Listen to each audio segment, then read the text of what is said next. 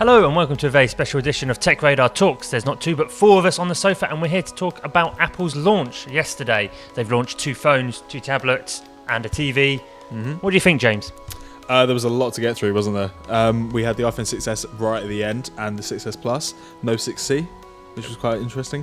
The phones look great. The iPad Pro was one of the main focuses, really, wasn't it? And that looked fantastic to me. I think it was a really good addition to It was. I mean, it's been rumoured for ages, and they finally done it.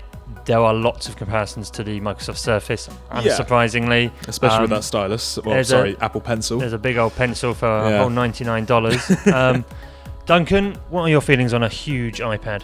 The huge iPad. My favourite thing about it was they had a guy from Microsoft up on the stage to say, we're bringing Office to this exciting new device.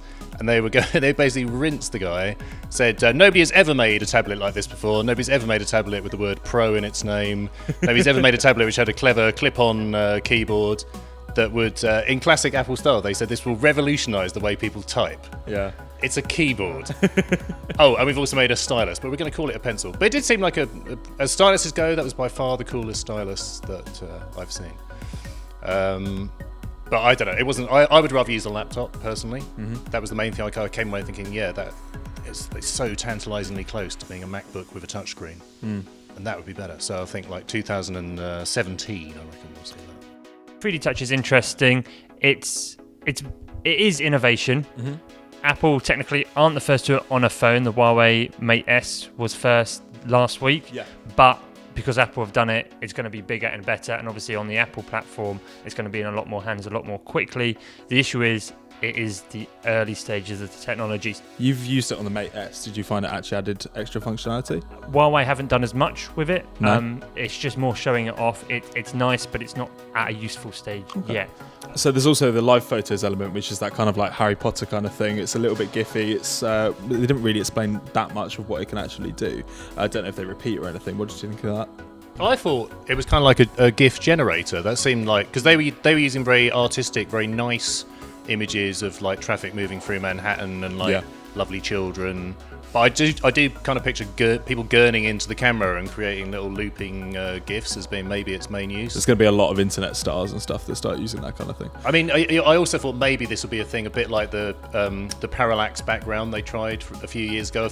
Maybe people would be like, that's quite cool, and then they'll never touch it again. That was the other thing I thought might be the outcome with that.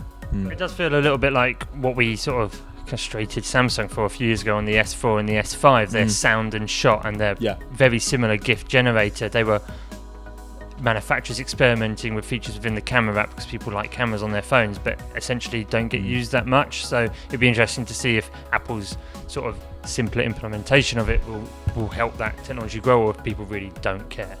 The 4K visuals. Well, I mean, again, obviously it's at their launch event, so it's going to look as crisp as they can possibly make it look. But I mean, it was pretty impressive.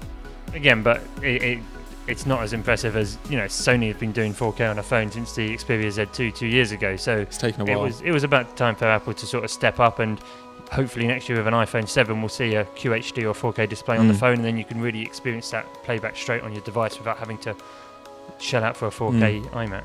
So there's also a little bit of stuff about the Apple Watch as well. What did you think of that, Duncan? I thought that was pretty cool. That was, I mean, I guess in a way it's saying that Apple maybe doesn't quite know what it's for, because the two things they were flagging up were so completely different. One was like very high-end watch straps from luxury goods manufacturer Hermes, who's I used their aftershave, and that's very nice. So the straps are like probably a really wicked. Good sign. And then the other thing was, now your doctor can see your medical records, look live at your scans if you're a pregnant woman, coming up on the watch. That's about as far apart as you can get in terms of use cases. But it's trying to make the point that it's a serious device on the one hand, but on the other hand, making the point that it's a kind of luxury good fashion thing on the other hand. So maybe literally have one on each hand, and one's your sensible one for helping the sick, and one's your very high fashion one with massive quadruple strap going all the way up your arm for frivolous moments. So Apple TV also got a big whoop from the guys at the event, and it's kind of, we feel maybe it's what you get if you cross Amazon Fire and like Netflix and some sports. So I don't know what you guys thought. It's not really much new, I don't really think. They're doing a big focus on gaming, which obviously Amazon has done in the past before. But it was pretty great. I mean, like the way it was like, oh, what's he doing? What does she just say? What other things is this guy in? It was like basically having your a service for your mum, basically. And the whole example of like where they were doing the Modern Family episode where you were trying to find Edward Norton. I have those questions all the time. I always ask my friends like, oh, who's in that episode kind of thing. And if you could just ask that to Siri while you're sat in your living room, that'd be awesome. Yeah. So that's it, the Apple event. There were some highs, there were some lows. Nobody mentioned the Apple Pencil because that is just, whatever. But thank you very much. Where was the car? They closed off roads. We were expecting a car. Yeah. We got a pencil. And we got Rum Republic. Is that a success? Is that not a success? Yeah. Let us know in the comments below. Thank you very much for watching.